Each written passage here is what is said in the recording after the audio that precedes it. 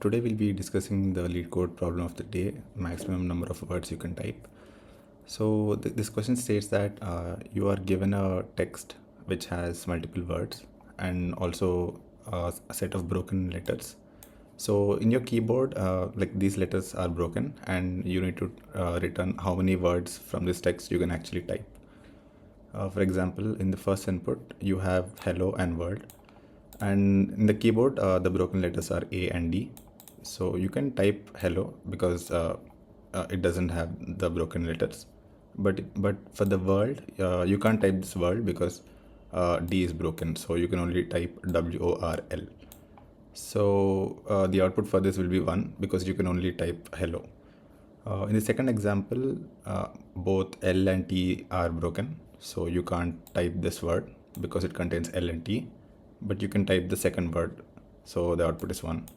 And finally, for the third input, E is broken. So you can neither type the first word nor the second word. So the output is 0. Approach.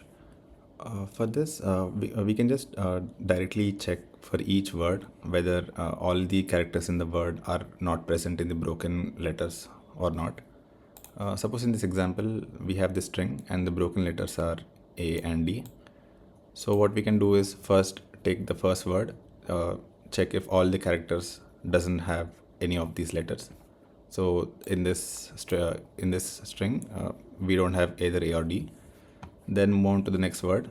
In this we have D in the broken letter, so we can't type this. In the third word, we can type this. It doesn't have A and D. And the fourth word is again hello. We can also type this. So for this example, the output is 3. But here we don't have the input as like array of strings. It is a complete string. What I mean is this hello world lead hello is a single string, and in this string you have to split it into words and kind of check. So how we can do it is first take a flag variable and initially set it as true and just start iterating the string. So first started hello, first started h and check if h is present in the broken characters or not. It's not there. Then move to E, then move to L, again move to L, again move to O. And once you encounter a space, that means you have iterated on a word. Once you're at the space, just check what is the value of the flag. If the value is true, that means I can print this word. So we can print hello. Now let's move to the next. Let's continue the loop. But before we continue the loop, just reset the flag value to true. Now you are at W. W is not there here. So flag remains same. Then you're at O, R, L, and D. Once you're at D, you can see that D is present in the broken list. So you just make the flag value to false. After D, you will again encounter space. So when you encounter space, that means that you have again iterated another word. But if you check the flag value is false, that means we cannot print this word because D is broken. So we won't count this in our answer. And again, before moving forward, just reset the flag value to true. We are setting it to true because initially we will assume we can print all the words, but then once we iterate all the characters of the word and if we find anything broken, then we directly go ahead and change the flag value to false. So now the flag value is true. Let's move on. So L, E, E, T. So none of this is present in this. So flag value remains true. And once you reach space, again check the flag value. It is true. So we can also print this word. And again reset the flag value to true. Then move to the next word, H, E, L, L, O. Now the loop is done, but we only have 2 in our answer, but the total answer is 3 because we can print all these words. So once the loop is done, finally again check what the value of flag is. So here the value of flag is true. So that means I can also print the last word. So the last word will be checked outside the loop because after this O, we don't have a space. So because we always check if the word is, we can print the word or not whenever we find a space. But at the end, we don't have a space. So that's why when the for loop is done, we just check for the last word whether the flag value is true or not. Now let's move on to the code. So first, I'll just create a hash set which will store all the characters which are broken, so that whenever we have a character, we can directly check whether it's present in the string or not. Otherwise, for each character, we should again iterate this string and check if that is present or not. So it's better to use a hash set for this. Hash set, character hash set.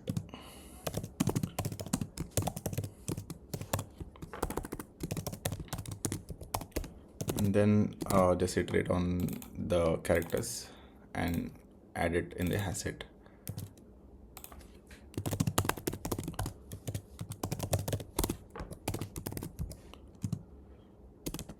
Just dot add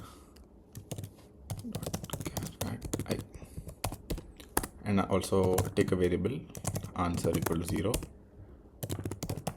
and a boolean flag which will be initially set to true. Now once this is done, we can just iterate on the string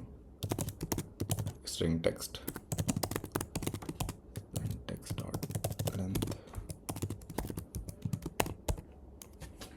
Yeah, so when we iterate on the string, we have two options. One option is we are at a character or we are at a space.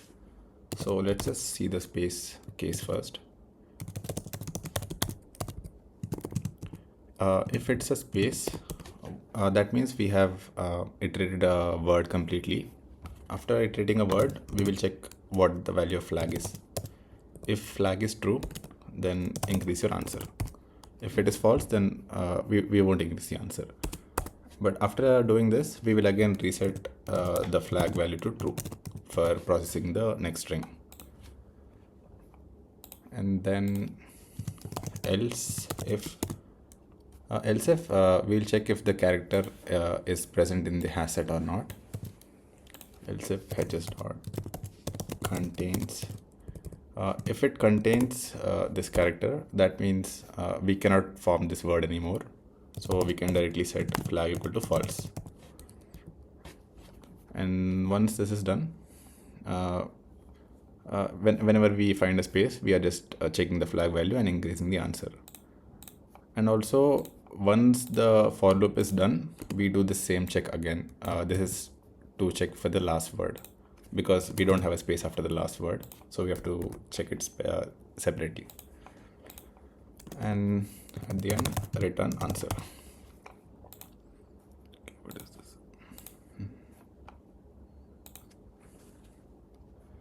And then submit.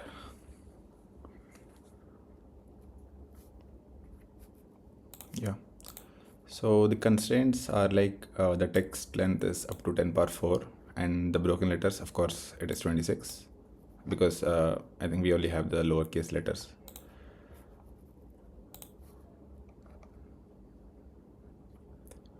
So moving to the time and space complexity. Time complexity is just in the first, you're just iterating on the broken letters, which is just 26, and then you're iterating on the text length, so it will be order of n. Space complexity is you're just creating a hash set to store all the broken letters. So space complexity will be order of 26, which is same as constant. Yeah. I've also written the code in Python if anyone wants to view it. Yeah, hope it helps.